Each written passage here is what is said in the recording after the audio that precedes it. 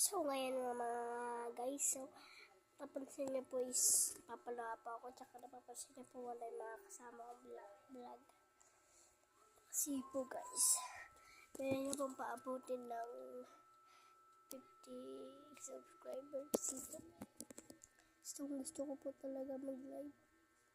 So, gusto ko po itong gawin kasi po guys is mas maganda pong mag-live sa vlog. Kaya po, yun nga, nang nasabi ko kanina, nawala na sila. Kasi, inuto ko sila habang nanonood ako kanina, inuto ko sila na di ba nagsisave yung pinlag namin yung part 3 kanina. Kaya po ngayon guys, nagawa ko ang part 4. Kasi guys, gusto ko lang pasabi sa inyo na 50 subscriber na pag-abot nyo na please. Bye-bye!